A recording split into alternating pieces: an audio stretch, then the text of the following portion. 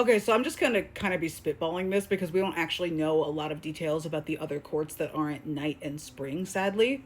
But I do think, based on what little bit that we do know of them, we can kind of create a little tier list as to what courts are the best to live in.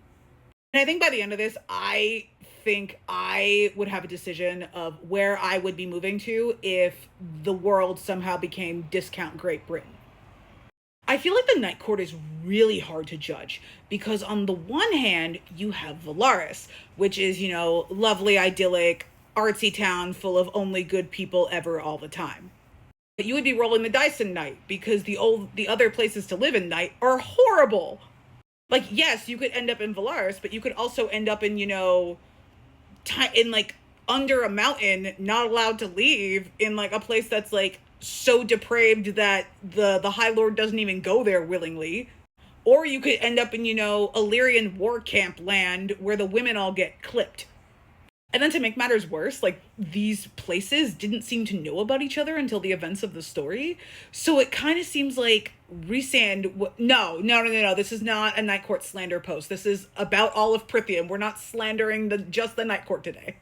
The Autumn Court, I feel like, is somewhere towards the bottom of this list, sadly. Baron is still running the place, and Baron doesn't seem, like a very good or very hands-on ruler. It kind of seems like Eris does a lot of the work. And Eris, not being High Lord, is not able to change, I think, what he would like to change, and he clearly wants to change it because he's trying to assassinate his dad. But we also know this isn't a place that treats, like, High Fae very well, and it's not a place where people are raised with particularly happy childhoods. So, like, as much as I would like the weather here, I don't think I would send my visa in for the Autumn Court. Sorry, Eris. The Spring Court infuriates me because we do spend a lot of time in the Spring Court, and Feyre does explore, like, in her own limited way that she's able to, but all we really get at the Spring Court is, like, this one village and the manor, and that's it. So we don't know what's in all of these forests or anything. So there could be a really, really interesting infrastructure here that could be really, really, really fun to explore, but we're not going to get to do that because Tamlin's the High Lord and everybody hates him. The narrative structure isn't going to let us see Tamlin being a good ruler anymore. Like, that's just not happening, which means that a lot of the potential of the Spring Court just isn't going to be there, and we just kind of like have to fill in the gaps based on what little logic that we have and like what little lore that we have so far. That being said, though, I don't think that this is that bad of a place to live. The taxes are high, but I'm a New Yorker. The taxes are high. And we live in this city for a reason. Like, we are willing to deal with, high taxes and all of that for, like, the opportunity and things like that. And I feel like the Spring Court is kind of ripe with opportunity. The Summer Court, I actually do think would be a really good place to live, especially now that Tarquin is High Lord and out from under the mountain.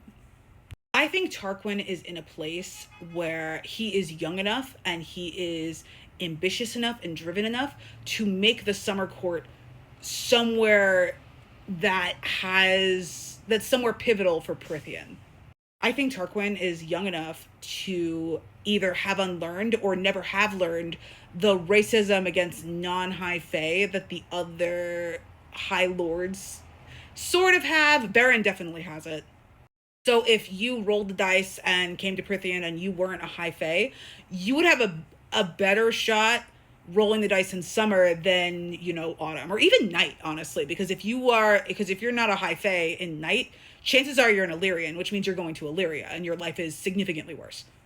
To go back to night, I can't imagine how they're going to deal with that with Nyx, because Nyx is winged, which means that in a few years he's going to have to go to the Illyrian camps, or else the Illyrians aren't going to respect him, or they're going to have to start, reforming Illyria, which they would be doing for their son, so that their son doesn't go through the shit that the Bat Boys did, and then the Illyrians just wouldn't. They're just ripe for a civil war here.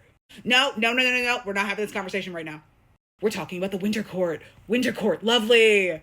So Callias was already High Lord when he was taken under the mountain, to my recollection.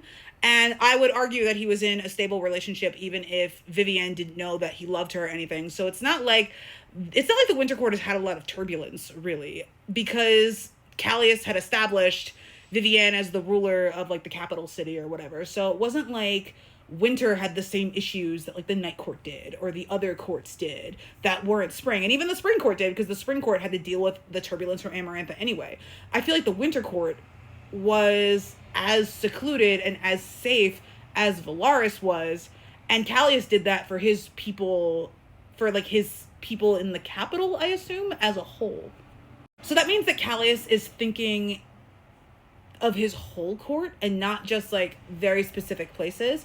So Winter would be a great place to live, especially if you are not a high fae, because from what we know about the Winter Court, it's not like the lower fae are living separately from the high fae anyway. So like everybody kind of lives together. So far this seems like the best place to live. The Winter Court definitely has some competition with the Dawn Court though, and the Dawn Court is catching up close. The Dawn Court has medicine and things like that. And because we don't really have any sort of idea of how the courts exchange ideas, like we don't really have any cultural bleed over in Prythian at all, to the point where Lucian has lived in Spring for centuries and still dresses like an autumn dude. The way that these courts all engage with each other is not dealt with in any meaningful way. So we don't know if the advancements that Dawn has made in medicine have actually moved on to other courts. Because to my recollection, when Lucian got his eye, he had to go to the Dawn Court. So Nuon, like the medical mechanic lady, could, pop the eyeball in.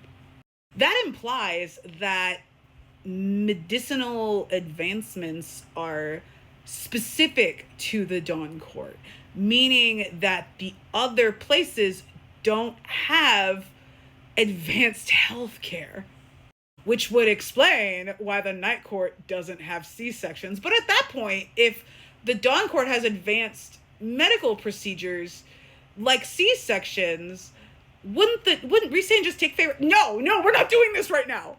The Dawn Court, we are here now. This is kind of like the thing where I'm kind of confused. Because the Winter Court, I feel like, would be the best place to live, minus the cold, but it would be the best place to live probably politically. The Dawn Court, I feel like, would also be a good place to live politically, but they also have the advantage of advanced comprehensive health care. And the Day Court, which we haven't touched upon quite yet, they would have a better educational system. Like, I don't see the Day Court struggling with illiteracy. And if the Dawn Court's medicinal advancements have not left Dawn, I don't see the vast wealth of educational knowledge leaving the Day Court either, which is why Rhysand needed to go to the Day Court to investigate the stuff about Feyre's pregnancy. And we know other places have libraries, like the Night Court has a library, but the library is also very secluded, so I don't think that, like, Illyria and the Court of Nightmares have access to this library. If they did, they would be, helping the women there. Again, we're not slandering the Night Court today. They just leave themselves so open to it. Let's say libraries are an across Prythian thing. I do think that higher education and, like, more advanced knowledge and, master's degrees and dissertations, the equivalent of that, I think that would be restricted today based on what we know.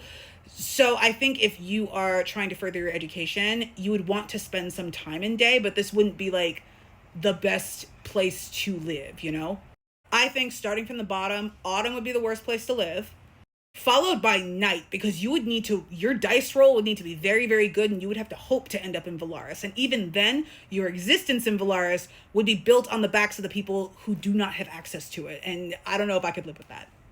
Next would be Spring, because I feel like there's so much of Spring that just has not been explored that I would be ranking this based off of potential, and that just doesn't seem fair. I do think that Valaris would be a better place to live than Spring, but I think Spring is higher than Night on my particular list because, again, I don't know how good I would feel actively choosing Valaris, knowing that there are two places in Night that are essentially bankrolling my idyllic city on a hill. Next would be Summer, which is a very transitory place. I feel like this place really needs more time to come into its own. Then it would be the day court for higher education purposes. I would definitely want to spend some time here, like go away here for school. And then at the top, I agree with you. I think it would be the winter court and the dawn court because I like equality and I like comprehensive healthcare.